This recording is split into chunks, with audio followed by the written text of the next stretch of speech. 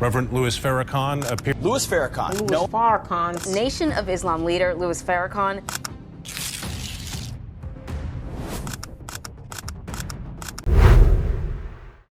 That's by design. Not only black folk can't read, white folk can't either. There's a whole set of stupidity. Have we been told Louis Farrakhan is an anti-Semite just to cover up the truth? We've heard Louis talk about the Jews many times, and he's given us so many warnings. However, by focusing on the negative aspects of his speeches, we couldn't have been misled to focus on areas other than the warnings he's been preaching all this time. Just recently, Louis has started to share even more warnings, talking about the fact that Jews are in control of America and even other countries. You might have seen reports about the leader of the Nation of Islam predicting a Holocaust. Most people downplay all of this, but there's a really important question we have to ask. What if the warnings he's been sending us have truth to them? Shouldn't we take notice even if there's just a small chance? In this video, we'll take a closer look at Louis Farrakhan's life and see how he got to the position he has secured for himself today. We'll also consider some of the warnings he's been spreading and consider whether there's any truth to them at all. Essentially, my videos will tell you about the warnings from Louis Farrakhan and look at how they've already started to play out, and explore whether the more recent speeches from this leader should be taken seriously.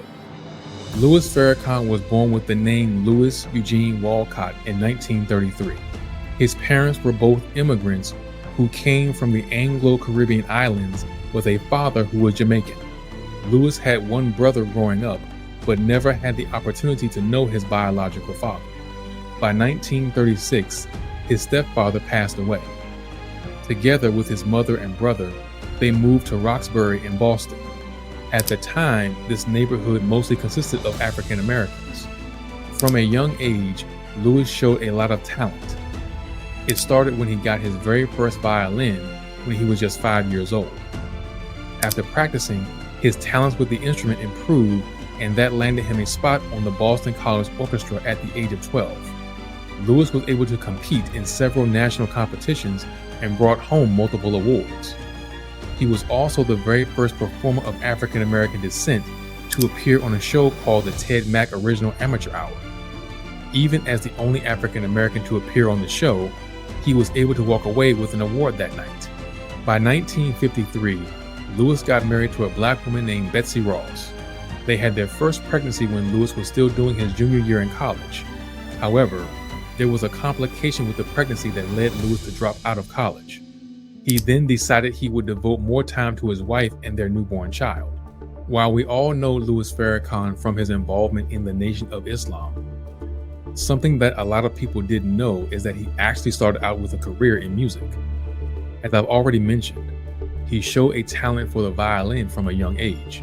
He later became known as the Charmer and decided that vocals were what he wanted to focus on.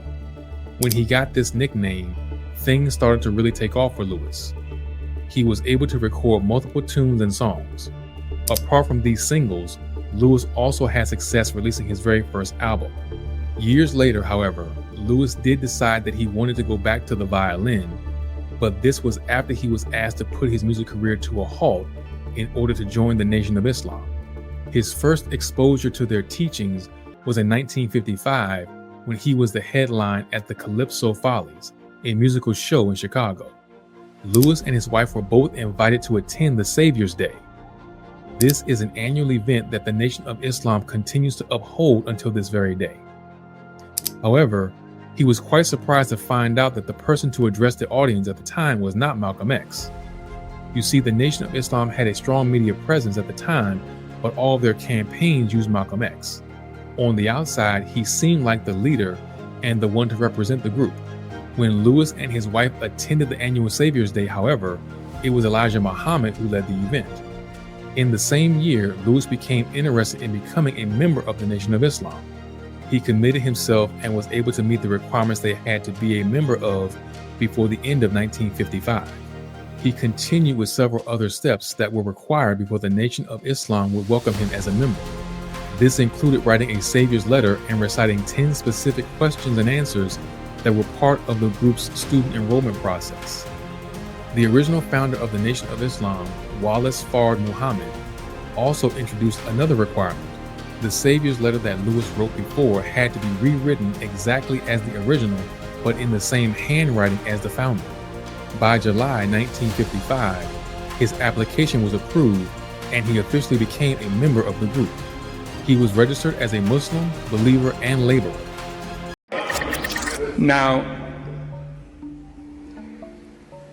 Muslims believe Jesus was only a prophet. At this time, he became known as Louis X. The Nation of Islam has special rules for members. Remember that Louis is a black man, and according to their beliefs, the surnames that African Americans had all came from slave masters who invaded Africa and started the slave trade. So instead of keeping his European surname, Louis was given a placeholder in the form of an X behind his name. You could say that the Nation of Islam allowed Louis to start with a clean slate. While slavery had been abolished a long time before this event, it gave him a chance to let go of the name that his forefathers were given by their slave masters. Elijah Muhammad, who was the leader of the group at the time, decided to give Louis a holy name. The X in his name was then replaced with Farrakhan, which is what we know him as today. The great Mahdi. Now the question is he God in person or is he an imposter? Any man could come and say, I'm God, to a fool like us. The first ministry role that Louis took on was in 1956. He was still a new member of the Nation of Islam at the time. Louis became the assistant minister by 1956 at the Boston Temple of Islam. When Malcolm X was transferred to the Temple of Islam No. 7, Louis took over the role as the official minister at the Boston Temple. In 1965, there was a successful assassination attempt on Malcolm X. Up until this time, Malcolm X remained a mentor for Louis. After his death, Elijah Muhammad decided to give Louis the positions that Malcolm X held at the time. Time and circumstances now brought my brother to an assassination. There were some ups and downs for the Nation of Islam, but Louis took over the leadership role and restored the name of the group in 1981. By 1981, the annual Savior's Day had been skipped for several years as it was held the last time in 1975. When Louis decided to take back the name and restore the Nation of Islam, he also held the first annual Savior's Day in more than 5 years. In his career as the leader of the Nation of Islam, Louis has talked about his visions many times. Oftentimes, his visions foresee certain events that would happen in the future, and he would sometimes explain to his followers how that came to be true. It is also with those visions that Louis began to warn Black people of America against things that were going on behind the scenes with the government. Before we look at those warnings, let's first take a moment to discuss the first time he decided to talk about his visions. Louis had a press conference on the 24th of October, 1989. It was held in Washington, D.C. at the J.W. Marriott Hotel. During this press conference, there were two important things that he talked about. First, he described the vision he had, where he was taken up to a wheel.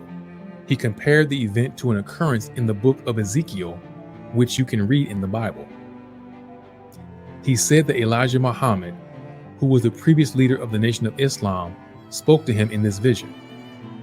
Once he arrived at what he described as a wheel, he started to hear the voice of Elijah. He continued to explain that there was a scroll that opened up in front of him with cursive text in English. However, he wasn't actually able to read what was written on the scroll. As the scroll started to disappear, Elijah began to speak with him again. He mentioned in this press release that Elijah told him about the fact that President Reagan, who was the president of the United States at the time, was planning to go to war.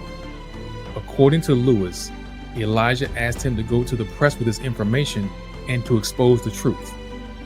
He said that the vision appeared to him in 1985 when he was visiting Mexico. During the 1989 press conference, there was another matter that Louis spoke about. 2 years after this vision that he had in 1987, there were several news headlines that talked about the fact that President Reagan was planning to go to war against Libya. With this in mind, you can see how followers of the Nation of Islam quickly began to increase their trust in Lewis. He was able to get messages from Elijah, which could potentially help him warn us of things that are still to happen. A lot of people question the fact that he only decided to talk about this 2 years after the news about President Reagan's plans made headlines in newspapers, but there were no comments from his side on the matter. He did mention that the newspapers reporting on the matter had used the exact wording as Elijah in the vision he had, but the controversy still remained that he didn't act upon it immediately. From here on, Lewis started to make his mark in the world. He became known as the leader of the Nation of Islam, but he also had several other achievements that he put behind his name. This included the Million Man March, an event that took place in Washington, D.C. When the event started, however, there were only about 440,000 attendees in the march. Lewis believed that the number of people who joined the march was much higher than this and began to make threats to sue the National Park Service.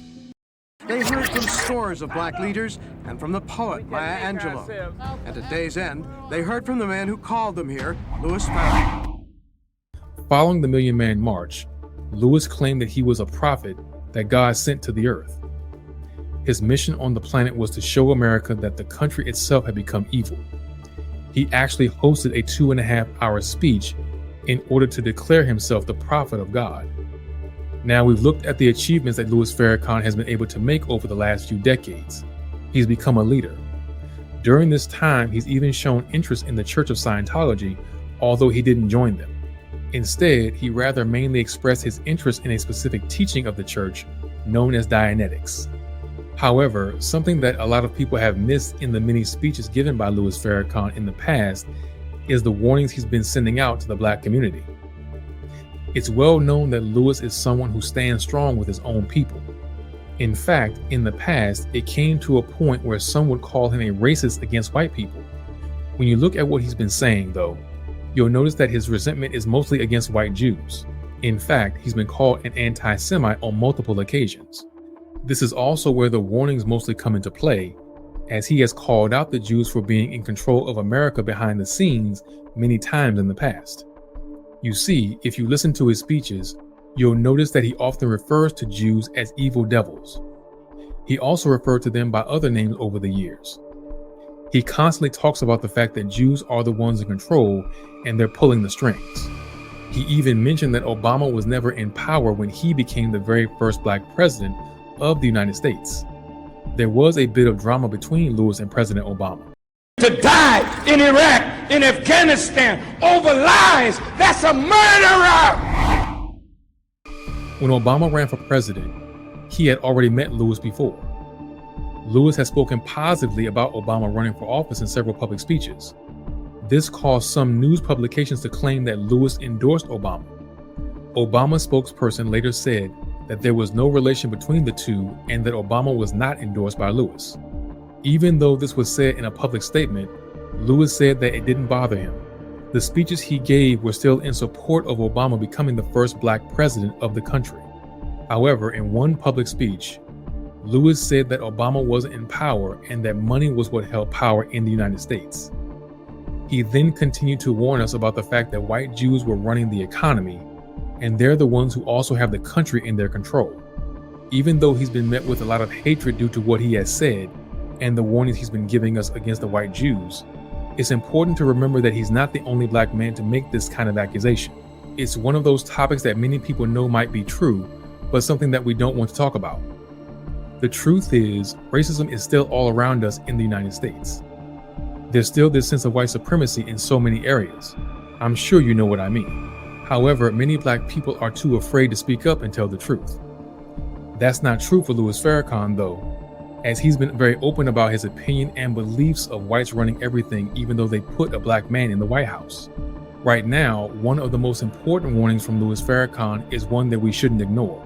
In a recent speech during the Nation of Islam's annual Savior's Day, we heard Louis talk about the possibility of another Holocaust.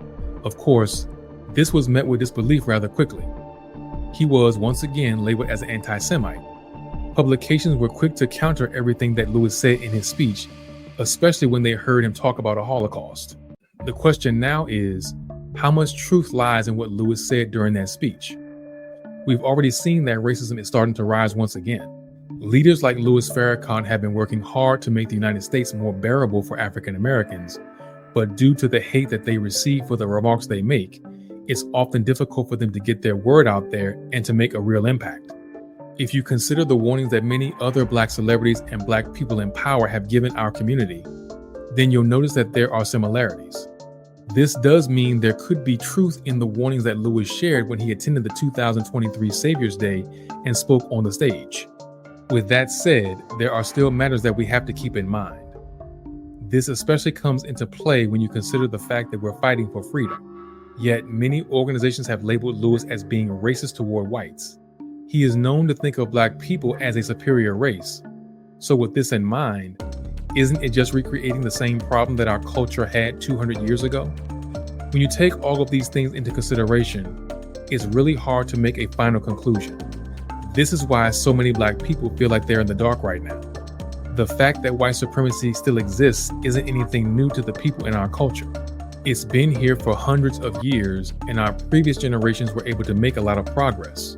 However, even in our daily lives, the United States still remains a country where racism is something we often see. So now we have these warnings that people like Louis Farrakhan give Black people. But at the same time, we also have to consider how he is handling things from his side. He's been accused of having a friendly relationship with people like Muammar Gaddafi in the past, where he was given a $1 billion gift in 1996. This makes it harder for us to determine who we have to believe. But when there are several Black people warning us of white supremacy being in the lead when you look at the government, it's something that we cannot ignore anymore. We just need to understand who we are hearing these warnings from and consider what different African American people have to say. To make a conclusion on this, I can say that we shouldn't take the warnings that Lewis has given us as just another conspiracy theory. There might definitely be truth to them.